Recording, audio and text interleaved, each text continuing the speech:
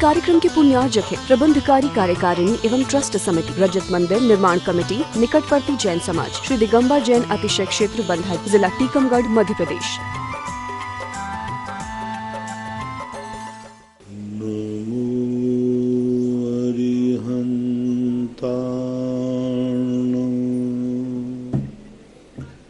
नमो सिद्धार्णं, नमो आयर्याणं,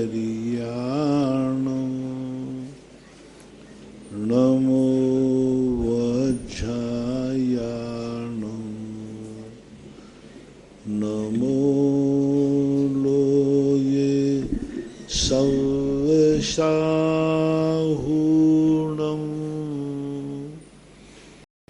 पंच परमेष्टि भगवान की जय।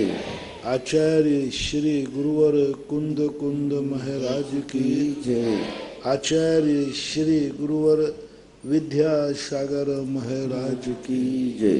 डिम्पल जैन पठारी गुरुवर नमोस्तु। महाराज जी, इनकी जिज्ञासा है कि मिथ्यात्व कर्म के उदय से मिथ्यात्व होता है, तो क्या सम्यक दर्शन भी किसी कर्म के उदय से होता है?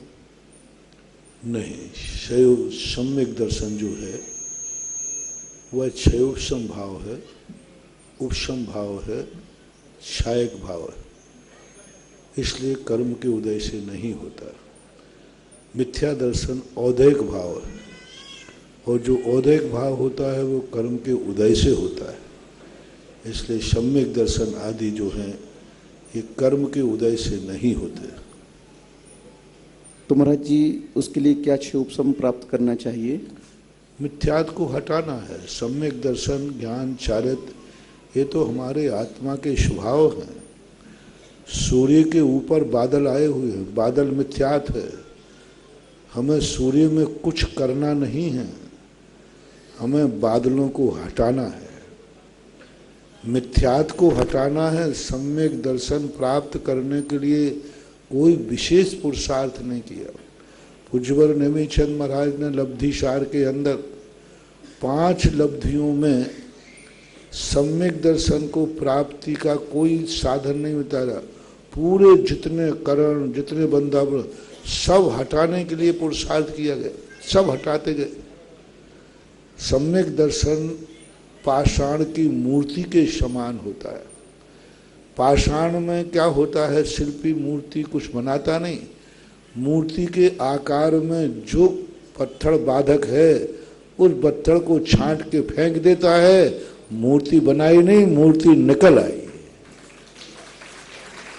इसी प्रकार से जो सम्यक दर्शन आदि भाव हैं ये तो हमारे अंदर आत्मा की परिणति है, स्वभाव है। विभाव परिणति हटा दीजिए, बस उसको जल को शीतल करने का कोई उपाय नहीं है।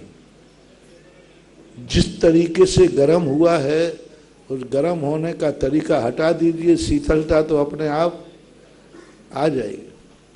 तो ऐसे सम्यक दर्शन जो आदि हैं ये हमारी आत्मा की परिणति हैं, आत्मा की पर्याय हैं, जो कभी साधन रूप है।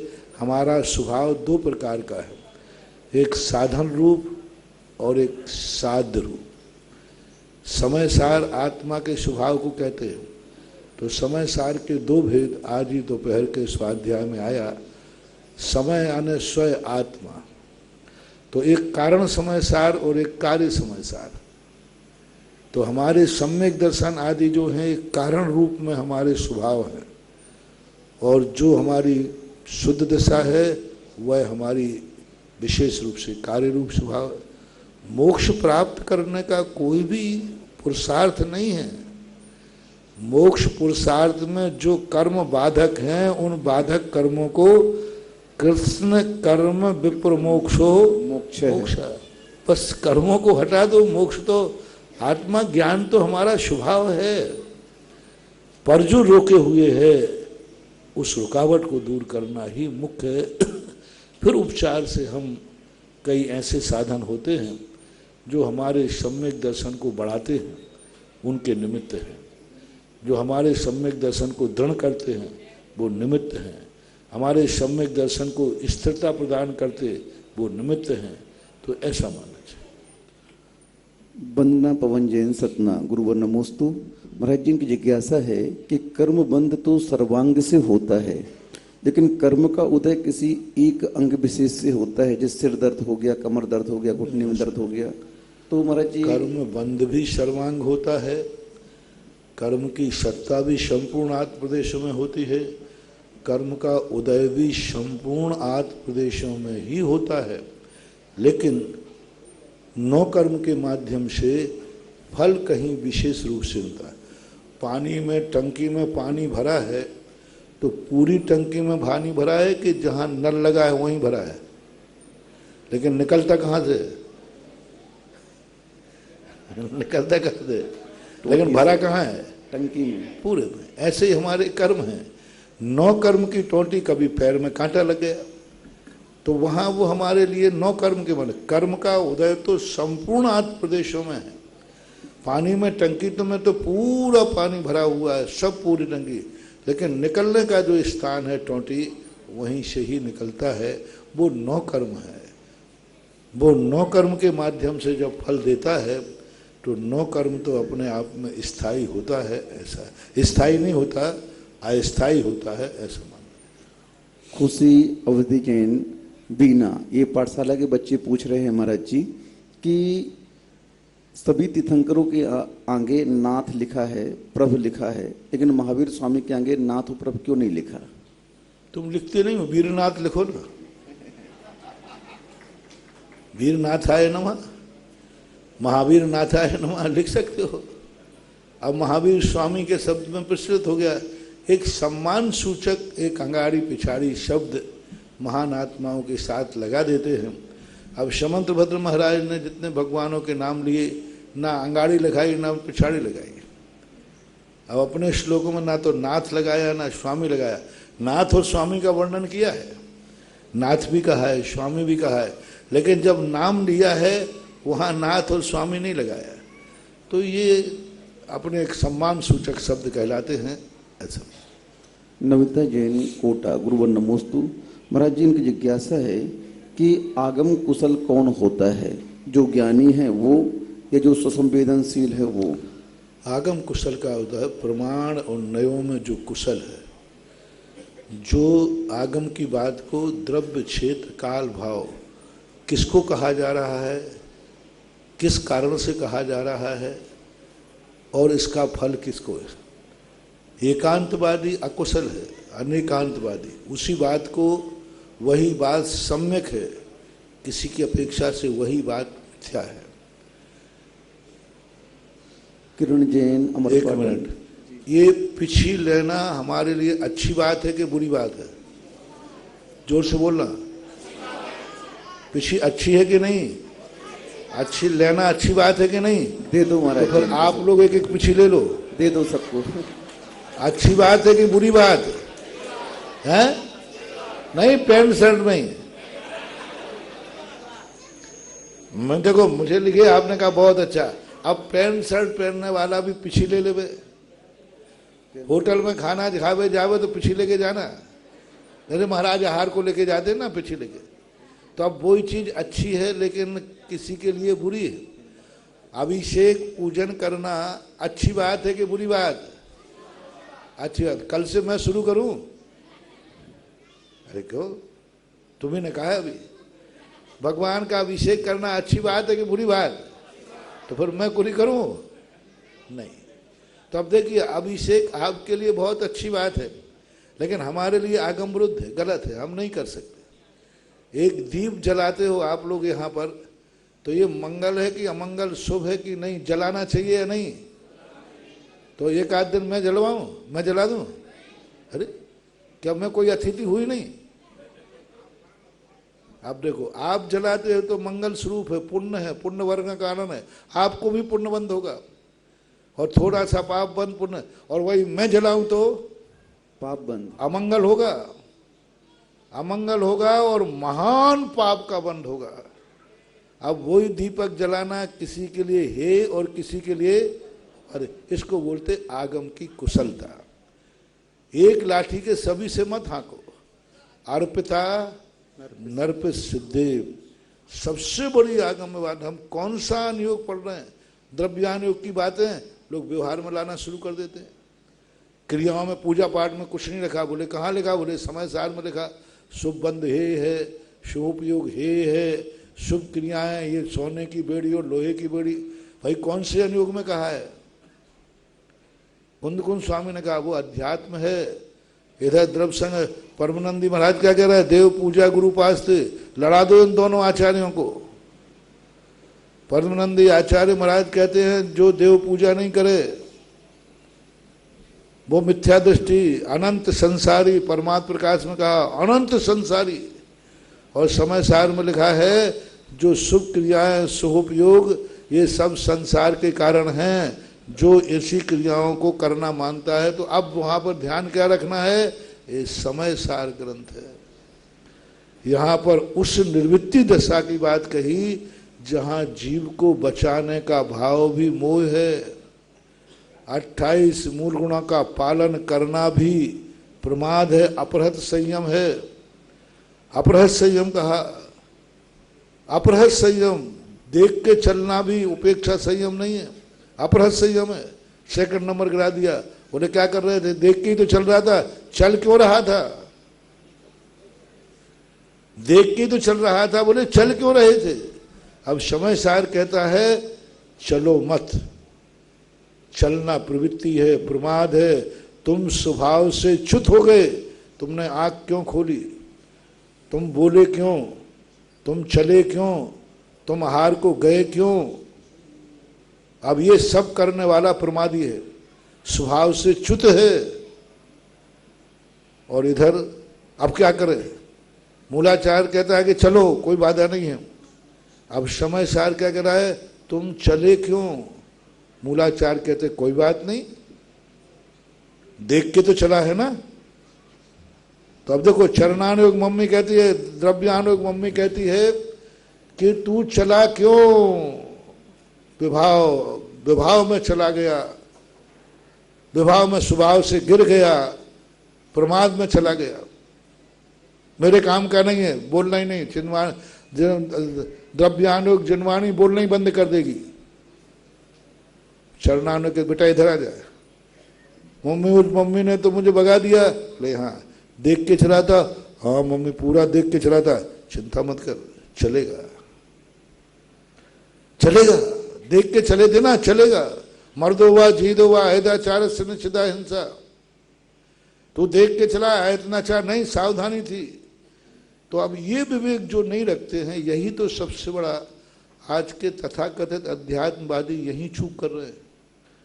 जो ध्यातव्य था वो ध्यान में तो लाए नहीं और क्रिया में ला दिया।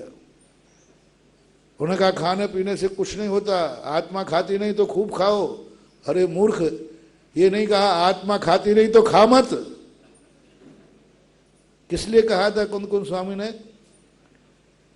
कि आत्मा खाती नहीं? तो तुमने क्या लिया? जब आत्मा खाती नहीं तो जम के खाओ। उपदेश ये था कि आत्मा खाती नहीं तो फिर खाने में समय बर्बाद क्यों करें? तो व्यवहार कुशलता होना चाहिए।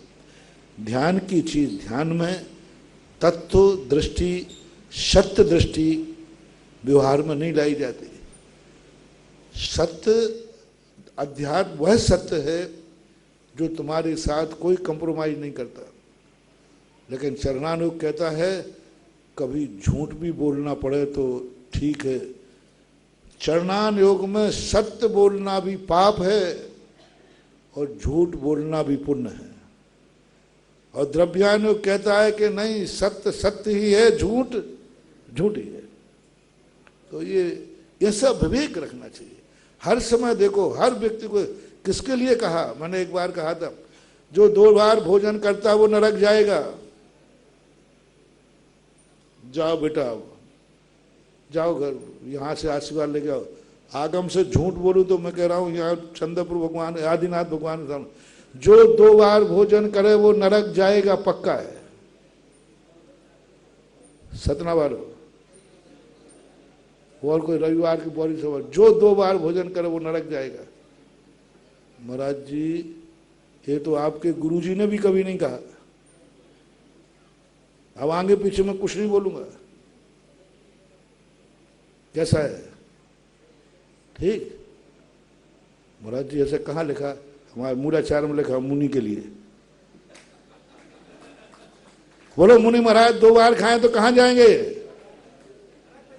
तो जोर से बोलो, जोर से थोड़ा जोर से बोलो। अरे बाप, मैं खाऊं तो नरक जाऊं, तू 3 बार खा ले तो नहीं जाए।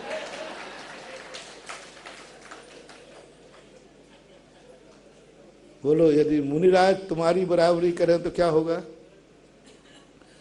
और मुनिराज की चर्या तुम्हारे पर लागू कर दें तो तेरा क्या होगा रे कालिया?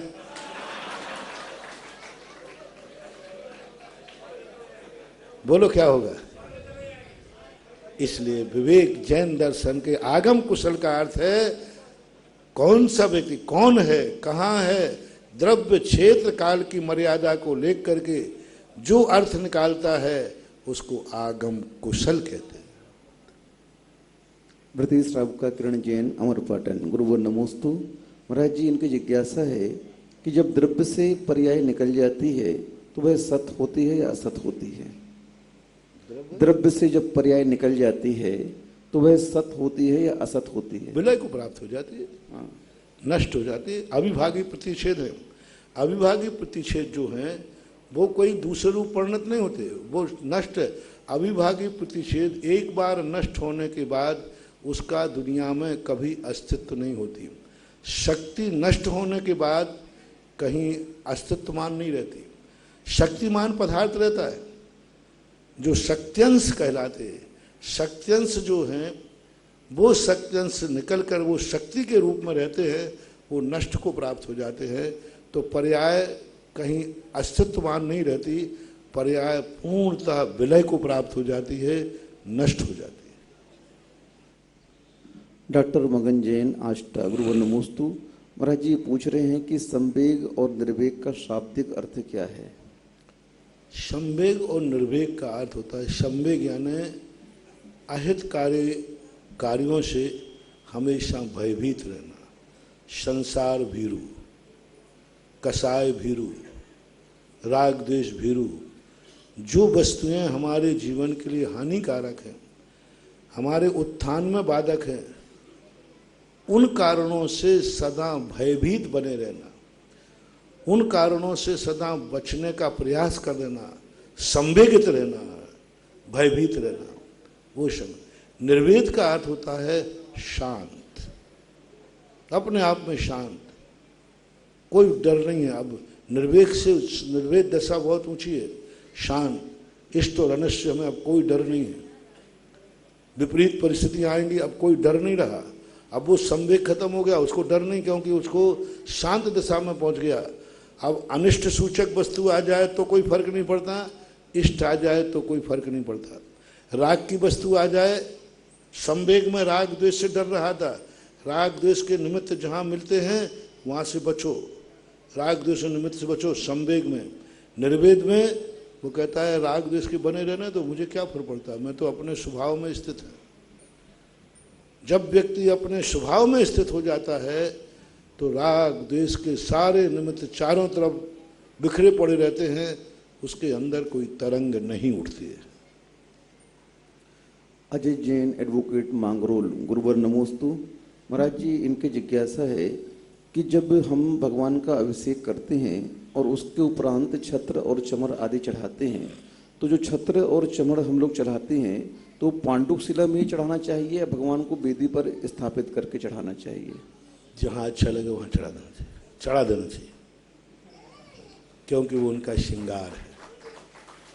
अभी व्यवस्थाएं हैं, ठीक है, वहीं चढ़ा दिया तो कोई बात नहीं, क्योंकि अभी दूसरे अभिषेक करने वाले आ रहे हैं और तुम्हारा यज्ञ नायक है, तुमने बोली ली है, तो अब भगवान को उठा लोगे तो फिर वो अभिषेक करने वाले अभिषेक कैसे करेंगे? तो ये व्यवस्थाएं हैं, इनमें कोई ज़्यादा राग द्वेष नहीं करना चाहिए।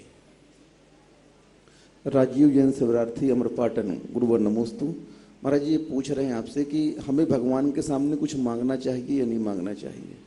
वो देते हो तो जरूर मांगना चाहिए। मैंने भी खूब मांग के देखा, उन्होंने कुछ दिया ही नहीं, तो अब तो हमने मांगना बंद कर दिया है। वो देते नहीं हैं, भगवान महान आत्माएं कुछ देते नहीं हैं।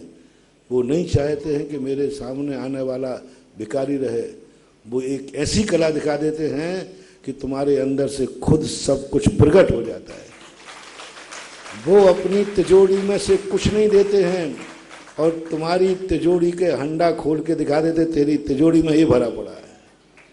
एक दीपक, दो दीपक जब टच होते, एक बुझा हुआ दीपक और जलता हुआ दीपक जब टच होता है तो बोलो इसने अपनी ज्योति दी है या उस दीपक ने इसकी ज्योति को प्रकट किया है।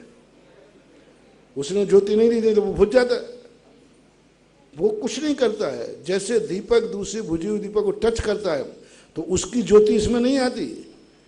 इसमें जो ज्योति प्रकट होने की योग्यता थी उसको प्रकट कर देता है। बस भगवान ऐसे ही दीपक हैं, अपन बुझे हुए दीपक हैं, वे जले हुए दीपक हैं। उनके पास जाते ही उनका दीपक यथावत रहता है, हमारा दीपक जल जाता है। बस ये है बड़ों का शिव। निर्मला जी जैन बड़ौत, गुरुवर नमोस्तु।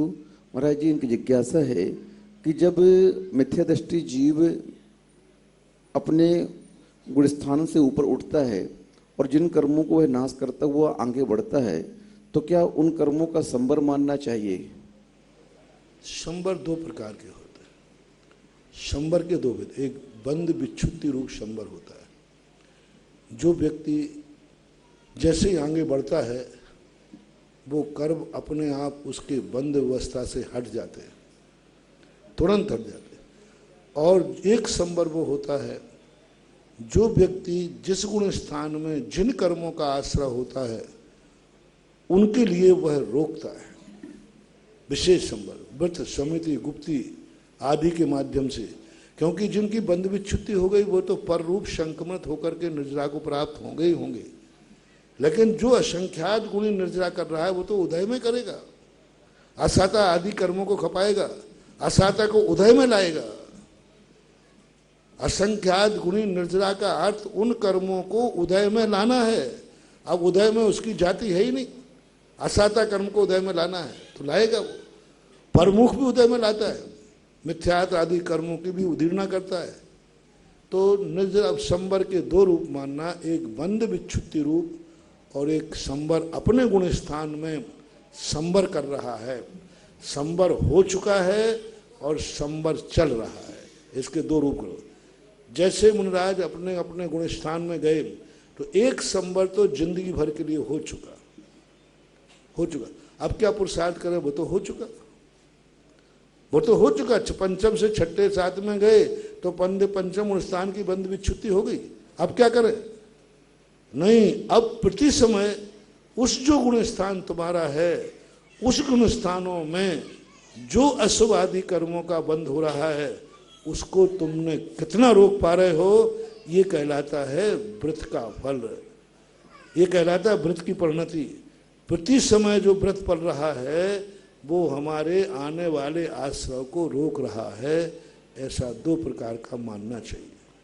मयंक जैन, यासिका जैन, बांसवाड़ा, वर्धमान मार्बल, गुरुवर नमोस्तु। महाराज जी, इनकी जिज्ञासा है कि जो व्यवहाराभासी अध्यात्म को निश्चयवादी जो अध्यात्म को स्वीकार कर रहे हैं और उसमें चतुर्थ गुण स्थान में शुद्धोपयोग मान रहे हैं, तो क्या उन्होंने समय सार ग्रंथ को पढ़ा नहीं क्या महाराज जी?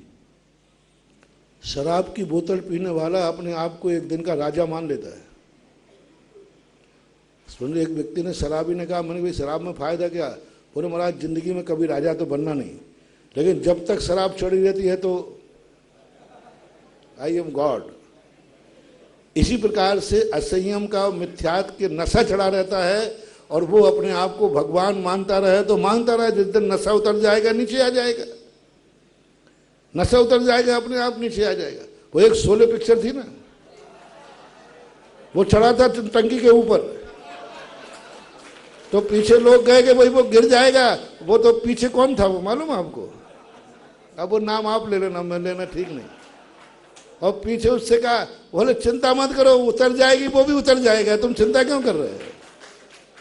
इसी प्रकार इनको जो नशा चढ़ा हुआ है ना, असंयम कहा, तो ये नशे में घुमेरी पड़ रहे हैं।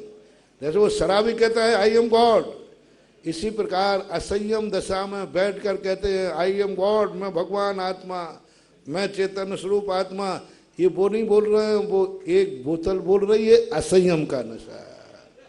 ये वही कहते हैं जो संयम धारण करने में समर्थ नहीं है, जो संयम धारण से कतराते हैं, जो संयम धारण तक पहुंचने में अपनी जिंदगी में असमर्थ पाते हैं, ऐसे मिथ्या दृष्टि ही कहते हैं। अन्यथा जिनके होनहार भली है, आसन्न भव्य हैं, वे तो एक बार वाचना के समय चर्चा में आया, कितने सम्यक दृष्टि हैं जो अपने आप को मिथ्या दृष्टि मानते हैं। कौन है वो? भगवान की दृष्टि में सम्यक दृष्टि है यथार्थ में, लेकिन वो मिथ्या दृष्टि मानते हैं। क्योंकि जब समय सार आदि को पढ़ते हैं, अरे ये तो परमाणु मात्र भी राग आदि भाव है, तो मिथ्या दृष्टि, मैं तो बहुत रागी हूं। और कितने मिथ्या दृष्टि है जो अपने आप को सम्यक दृष्टि मानते और हैं वो मिथ्या दृष्टि है। बंधु, हमेशा ध्यान रखना, असंयम भाव जहाँ तक है, असंयम के साथ अपने आप को कभी शुद्ध की स्थिति पे मत जाना। असंयम है तो असंयम है, ठीक है, हम उसे मिथ्या दृष्टि नहीं कहते, लेकिन तुम मिथ्या दृष्टि नहीं कहने का अर्थ है कि तुम ये कहने लग रहा हो चौथे गुण स्थान की अनुभूति और सिद्ध भगवान की अनुभूति में कोई अंतर नहीं है, तो फिर कहना पड़ता है कि इसने एक बोतल पी ली है। हम सभी के गुरु श्री दिगंबर जैन सत्संग संस्थान के, जिनके आशीर्वाद से आज पूरे भारतवर्ष में हजारों की संख्या में विद्वान गण धर्म का प्रचार कर रहे हैं, ऐसे हम सब की रग रग में बसे हुए पूज्य मुनि श्री के श्री चरणों में बारंबार नमोस्तु करते हैं, नमोस्तु करते हैं, नमोस्तु करते हैं। हे गुरुवर, समय सार जी का स्वाध्याय कर रहे हैं और आपके आशीर्वाद से समय सार जी का हमने स्वाध्याय आपसे किया था पहले। हमारी जिज्ञासा है कि अकाम निर्जरा और मूढ़ शब्द आता है, अज्ञान शब्द आता है, ये जो शब्द हैं ये शब्द मुनिराजों के लिए उसमें कहे जाते हैं। तो इन शब्दों का हम भाव किस प्रकार से लगाएं? ये मूढ़ और अज्ञान शब्द का जहाँ प्रयोग किया गया है द्रव्यानुयोग या चरणानुयोग में, उन्हीं अकाम निर्जरा वालों को किया गया है, निगोदियों को नहीं, विकलत्रियों को नहीं, असंगियों को नहीं। उनको मूढ़ संग का प्रयोग नहीं किया, क्योंकि वो मूढ़ नहीं है, वो तो पर्याय ही ऐसी है।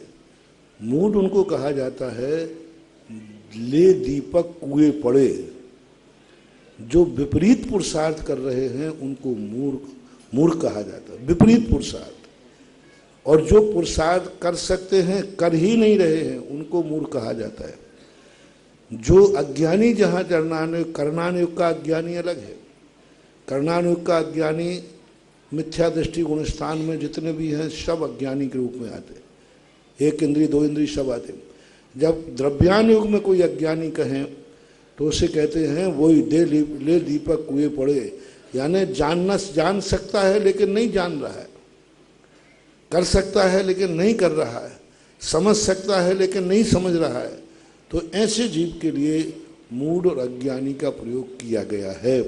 तो ये जब मुनि महाराजों के लिए और आदि ग्रस्तों के लिए सम्यक दृष्टियों के लिए प्रयोग किया जाता है, तब कहा जाता है ये मुनि बन सकता है लेकिन मूर्ख नहीं बन रहा है।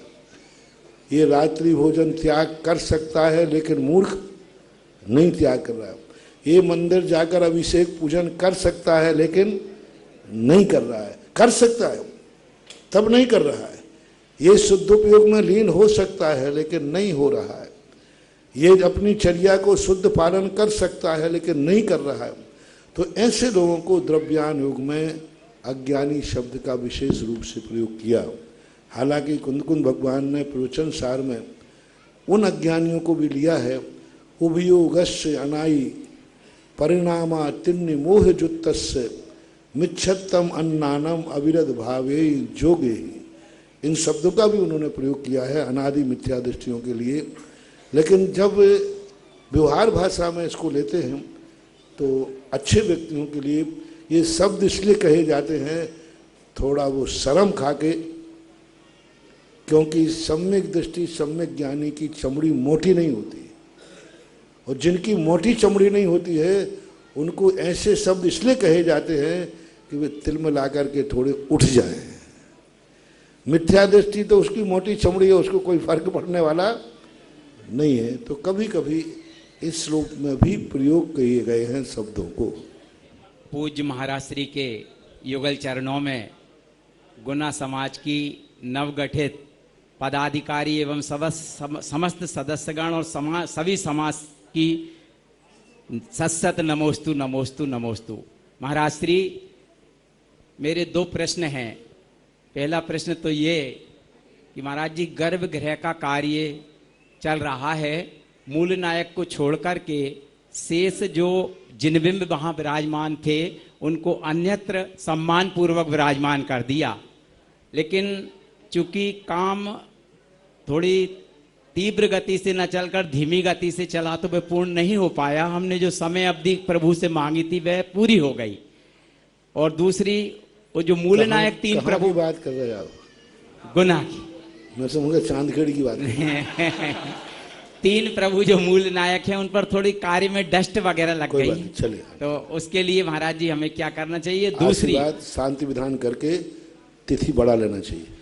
दूसरी जिज्ञासा महाराज जी ये है कि गुरुदेव गुना कब आएंगे, ये आस लगाए बैठे हैं। हम 8 वर्षों से गुना नगर में दीप जलाए बैठे हैं, दीप जलाए बैठे हैं। गुरुदेव, मैं प्रताप छात्रावास की भूमि और न केवल जैन समाज बल्कि जैनेतर समाज भी हमसे पूछती है महाराज जी कि वे महाराज जी कब आएंगे। प्रार्थना सभा नहीं है, जिज्ञासा सभा है। हाँ, हमारी महाराज जी प्रश्न बस ये है कि हम ऐसा कौन सा मंत्र पढ़ें कि आपके चरण दीपावली के उपरांत उस बेल्ट पर पड़ जाएं, ताकि बीनागंज, कुमराज, राधोगढ़, रुठियाई और बजरंगगढ़ और गुना, यहाँ पर महाराज जी आपके आशीर्वाद से ऐसे ऐसे पाषाण के पत्थरों के कार्य हुए हैं, वे बाट जोड़ रहे हैं महाराज श्री। हम ऐसा कौन सा मंत्र पढ़े, वे मंत्र आप हमें बता दें। नमोस्तु महाराज श्री। पूरी ना तो मैं ताश्री हूँ और ना आपको अर्जुन बनाना चाहता हूँ कि मैं अपनी बातें तुम्हारे लिए बताऊं अपने लिए, उल्टा पर जब जैसा नियोग होगा तब जैसा देखा जाएगा। महाराज जी नमोस्तु नमोस्तु नमोस्तु। महाराज जी, आपके आशीर्वाद से गुना में नवीन कार्यकारिणी का गठन हो चुका है। आपके आशीर्वाद से नवीन कार्यकारिणी यहाँ पर उपस्थित है। हमें आशीर्वाद और मार्गदर्शन करें, हम लोग किस तरीके से अपना कार्य करें। सभी हमेशा अंग्रेज एक ऐसा अभिशाप छोड़ गए देश में कि ये जो ट्रस्ट और चुनाव की जो पद्धतियां बन गई, ये हमारी समाज के लिए बहुत बड़ी राग द्वेष का कारण बनने लगी। हमारे यहाँ पहले चुनाव की पद्धति थी नहीं, हमारे यहाँ सेवक पद्धति थी, सेवा पद्धति थी। जो मंदिरों में पूजन अभिषेक करते थे वे ही मंदिरों की व्यवस्था करते थे, वे ही मंदिरों को संभालते थे, और जो ज्ञानी पंडित होते थे वे समाज का नेतृत्व करते थे। जब भी समाज में कोई बात होती थी सब लोग पंडित जी के पास पहुंच जाते थे, वो पंडित जी जो डरना सुनाते थे सब मान लेते थे। लेकिन अंग्रेजों ने एक ऐसी परंपरा बना दी इस सारे संसार में कि आज मंदिरों के चुनावों में लोग इतने राग द्वेष करने लगे।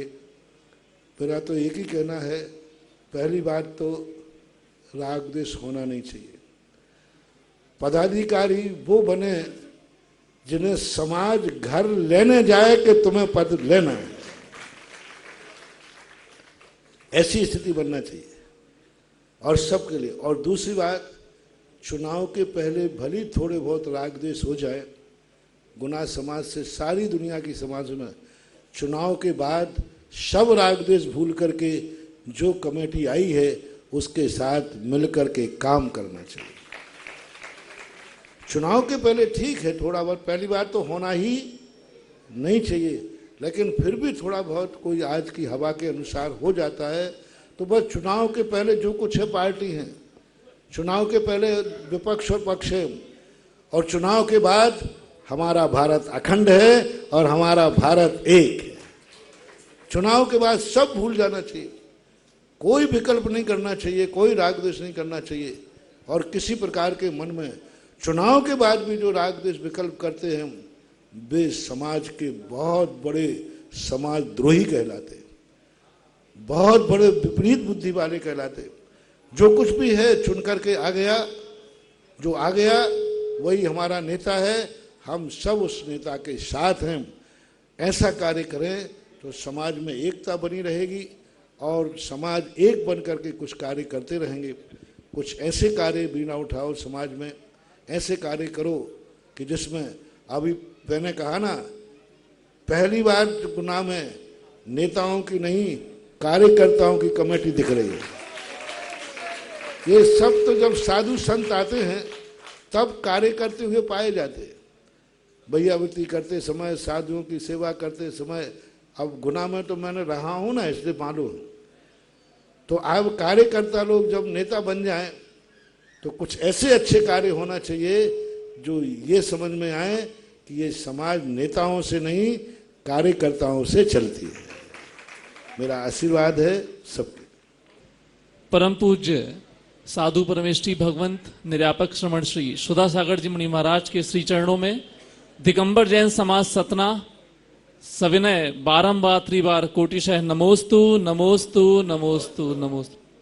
हे गुरुवर, सन 2012 में आप सतना के सीमावर्ती कटनी में आपका आगमन हुआ था। जिज्ञासा करें, प्रार्थनाएं आप करें, क्योंकि ये जिज्ञासा में सारा विश्व सुन रहा है। जी गुरुदेव, तो हम लोगों की जिज्ञासा गुरुदेव यही है कि सुधा रूपी जो अमृत की वर्षा है वो सतना नगर में कब होगी गुरुदेव, और हम लोगों की प्यास कब बुझेगी? सतना के भगवान, मैं सर्वज्ञ नहीं हूँ, भविष्यवक्ता नहीं हूँ, जब होगी तब भीग जाना है। जी गुरुदेव। चले गुरुदेव, प्रश्न ये था कि सम्यक दर्शन कितने प्रकार का सभी होता है? लोगों के लिए मेरा निर्देश है, ये जिज्ञासा समाज में प्रार्थनाएं नहीं, भजन नहीं, माँ जिज्ञासा करना है, क्योंकि ये पूरा विश्व इसको देख रहा है। वो माँ जिज्ञासा सुनने के लिए बैठा है, ना कि आपके शहर की प्रार्थना है। गुरुदेव, सम्यक दर्शन कितने प्रकार का होता है गुरुदेव, और प्रथम सम्यक दर्शन? सम्यक दर्शन मूल रूप से सैद्धांतिक में 3 उपसम, 6 उपसम और छाय, इन्हीं के उपभेदों के रूप में पूज्यवर गुणभद्राचार्य महाराज ने 10 प्रकार के सम्यक दर्शन आदि की भी चर्चा की है। तो उन्हीं को भेद रूप में मान करके उपभेदों के रूप में टाइटल हैं। मूल तो 3 ही प्रकार का सम्यक दर्शन है, उपसम, 6 उपसम और छायक। फिर भेद बना सराग है, वीतराग है, आदि आदि। इसके बाद तैयार रहेंगे गुरुजी। नमोस्तु नमोस्तु नमोस्तु। एक जिज्ञासा है गुरुजी कि 24 तीर्थंकरों का वैराग्य का कारण तो बनता है, उनको वैराग हुआ, लेकिन 23 तीर्थंकरों का अहिंसक था, और श्री नेमिनाथ भगवान जी का जो वैराग्य का कारण था वो पशुओं की चीत्कार से बना, हिंसक बना, ऐसा क्यों? कोई बात नहीं है, कोई ना कोई वैराग का कारण तो हिंसक नहीं बना, अहिंसा बना, दया बना, करुणा बना। दया और करुणा वैराग का कारण बना है। दया और करुणा के कारण वैराग हुआ, हिंसा के कारण नहीं। यदि हिंसा का होता तो वे खुद शामिल हो जाते। दया और करुणा के कारण से वैराग हुआ है। अब निमित्त तो आ गया, वो आ गया, ऐसी बात। प्रमोद जी, इसके बाद तैयार रहेंगी चंद्रकला जी सेठी 12। गुरुवर के चरणों में सादर बारंबार नमोस्तु नमोस्तु। गुरुवर, मेरी जिज्ञासा है कि सामाजिक संस्थाओं में पद न लेकर धर्म ध्यान रूप कार्यों में लगे रहें तो आगम से कोई बाधा तो नहीं है? आगम से कोई बाधा तो नहीं है? देखो, युग जैसा ढलता है वैसा परिवर्तन होना पड़ेगा। आज अंग्रेजों ने और कानून ने बिना पद के आप समाज को नहीं सुधार सकते। एक सभा खेड़ा हुआ है, बहुत बड़ा शिक्षाविद नीतिकार, उसने लिखा कहा है कि देश इसलिए बर्बाद नहीं है कि यहाँ गलत लोग हैं, देश इसलिए बर्बाद होता है कि अच्छे लोग मौन हैं। तो आज के समय यदि अच्छे लोग पदों की तरफ नहीं जाएंगे, आज लोग अच्छे लोग यदि राजनीति में नहीं जाएंगे, यदि अच्छे लोग प्रशासनिक अधिकारी नहीं बनेंगे, तो फिर तुम्हारा बिना पद बिना अधिकार के तुम कुछ कर नहीं पाओगे। इसलिए आज युग ने जिस तरीके से कानून बनाए हैं, इस तरीके से अच्छे लोगों को अच्छे पदों पर आएंगे तो वो अपने कानून का सदुपयोग कर पाएंगे। चंद्रकला जी सेठी, इसके बाद मनीष जी तैयार रहें, और उसके बाद प्राची जैन भोपाल, जिनका नाम है शीघ्रता से तैयार रहेंगे जी। नमोस्तु महाराज जी, मेरे जिगर से सुधा सागर जी महाराज के चरणों बारंबार नमस्कार। महाराज जी, भगवान का समर्थन जाए जब वो धर्मचक्र कौन चलाता है? धर्मचक्र कौन चलाता है जब समूह शरण का विहार होता है? धर्मचक्र के संबंध में 2 उल्लेख मिलते हैं। वह स्वतः ही चलता है और कहीं कहीं हरिवंश पुराण में हुआ देव लोग उसको लेकर के चलते हैं। अब वो यथार्थ क्या है? आगम प्रमाण ही प्रमाण है।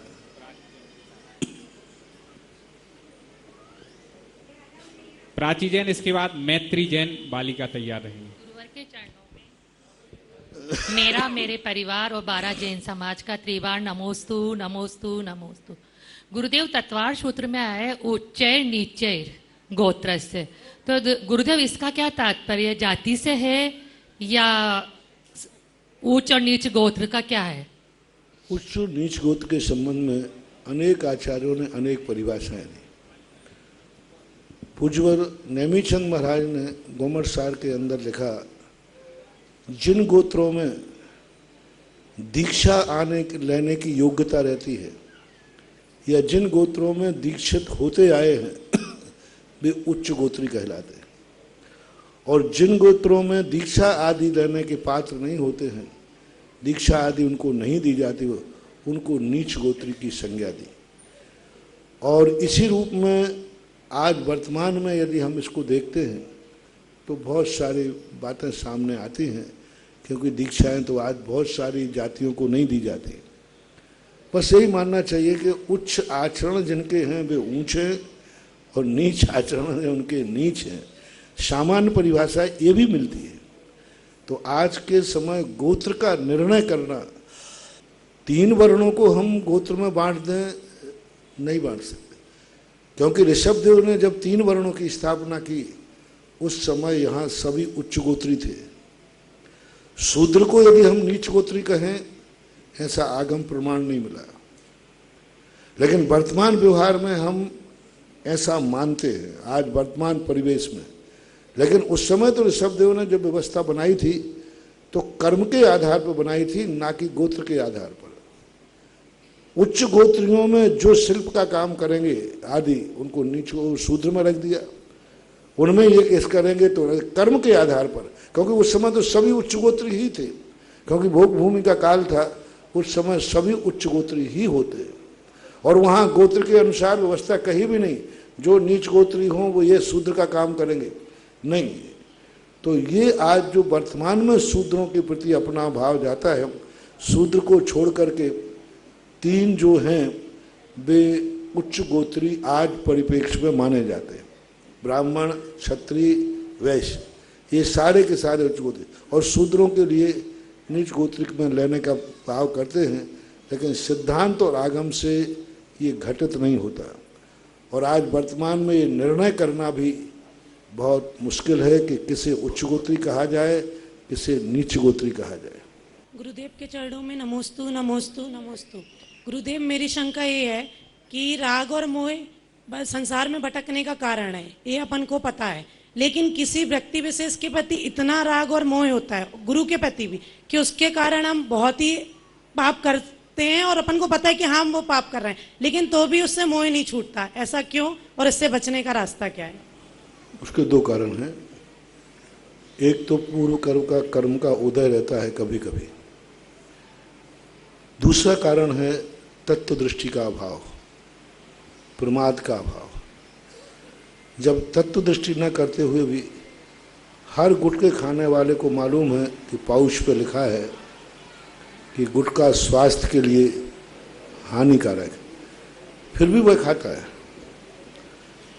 अब ये उसका प्रमाद है, ये उसकी अतत्व दृष्टि है, ये उसकी भूल है। सारी चीजें यदि हम कर्म पे ही थोप देंगे तो फिर संसार में कितना भी कोई अनर्थ करेगा, कर्म का बहाना लेकर के बच जाएगा। कर्म को हम टाल सकते हैं यदि हम जाग जाएं, हम जागरूक रहें, तो हम कर्म की भाग की रकीलों को बदल सकता है यदि सही पुरुषार्थ किया जाए तो। हमारे शास्त्रों में अपकर्षण उत्कर्षण की व्यवस्था है। हम अपने कितने भी कर्म हम लिखा के लाए हैं, सारे कर्म निधत्त निकाचित नहीं होते। 90% तो कर्म वो हैं जिनको हम बदल सकते हैं। 10% कर्म निधत्त निकाचित होते हैं। 10 भी मैंने ज्यादा बोल दिया। बहुत कम कर्म बंध निधत्त निकाचित होते हैं। बहुतायत कर्म जो हमने बांधे हैं, इन कर्मों को हम उदय में आने के पहले ही परमुख से कर सकते हैं। उनको हम उत्कर्षण अपकर्षण करके अपने कार्य की सिद्धि कर सकते हैं।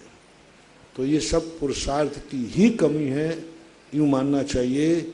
जानबूझ करके व्यक्ति गलत कर रहा है तो ये उसकी खुद की भूल है। मैत्री जैन और इसके बाद तैयार रहे प्रभात जैन सतना। गुरुदेव नमोस्तु। मेरा प्रश्न ये है कि हमारे माता पिता हमें बचपन से शिक्षा देते हैं कि मंदिर जाओ, पूजन करो। तो मेरा प्रश्न ये है कि हम लोग ऐसा क्या कर्म करें जिससे हमारा जैन धर्म में जन्म लेना सार्थक हो जाए। जैन धर्म में सफल जन्म लेना सार्थक हो जाए जैन धर्म में। जन्म तक। हाँ, जन्म लेना सार्थक हो जाए जैन धर्म। हाँ, तो ये कि नियम ले लेना कि मंदिर प्रतिदिन जाना और भगवान से प्रार्थना करना, भगवान सब छूट जाए तो छूट जाए, तू मत छूटना चाहिए। ये आजीवन नियम क्यों दिए जाते हैं? ये क्यों कहा जाता है कि दर्शन जिस दिन नहीं करो उस दिन तुम भोजन मत करना? ये बहुत बड़ा चीज है। दर्शन जिस दिन नहीं मिले भोजन नहीं करना। अरे एक दिन दर्शन नहीं मिला तो क्या फर्क पड़ता है? नहीं, वही तो बलिदान है। वही तुम्हारे लिए निधत्त निकाचित पुण्यबंध होगा कि देखो आज भगवान नहीं मिला तो इसने भोजन छोड़ दिया।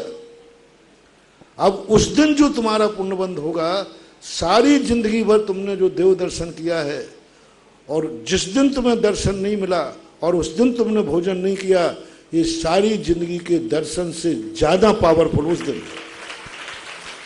नहीं मिलने पर तुमने भोजन त्याग दिया, उस दिन का जो पुण्यबंध होगा वो निधत्त निकाचित होगा और वो भवांतर में भी तुम्हें जैन कुल में जन्म दिलाएगा।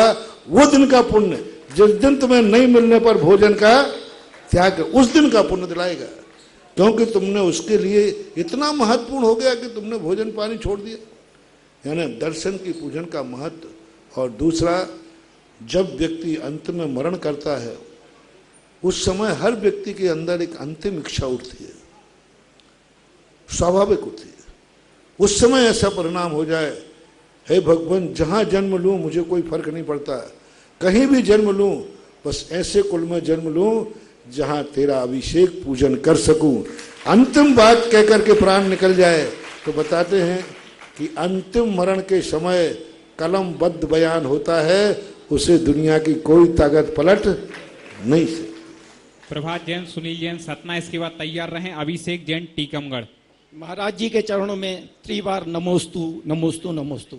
महाराज जी, जो हम सभी लोग धन का अर्जन करते हैं उसका किस कार्य में सर्वप्रथम उपयोग करना चाहिए? कृपया हमारी जिज्ञासा का समाधान कीजिए। नमोस्तु महाराज। विचारने के ऊपर आवश्यकता होती है। अपनी जिंदगी की सबसे बड़ी आवश्यकता क्या है? उस आवश्यकता को यदि हम पूरी नहीं करेंगे तो हमारा सब कुछ खत्म हो सकता है। तो धन खर्च का आवश्यकता के अनुसार होता है। पहले क्या करना चाहिए? यदि पहले व्यक्ति, यदि हम मंदिर में दान देते हैं, यदि मंदिर में दान देते ही हमारा सब घर उजड़ जाएगा तो पहले घर बसाना चाहिए, क्योंकि घर बसा रहेगा तो मंदिर बस जाएगा। लेकिन घर बन चुका है फिर भी पैसा है तो दुनिया के कार्य करने के पहले मंदिर बनाना चाहिए, क्योंकि मंदिर छूट जाएगा तो दुनिया में कब मिलेगा। इस कार्यक्रम के पुण्यार्जक है प्रबंधकारी कार्यकारिणी एवं ट्रस्ट समिति, रजत मंदिर निर्माण कमेटी, निकटवर्ती जैन समाज, श्री दिगंबर जैन अतिशय क्षेत्र बंधर, जिला टीकमगढ़, मध्य प्रदेश।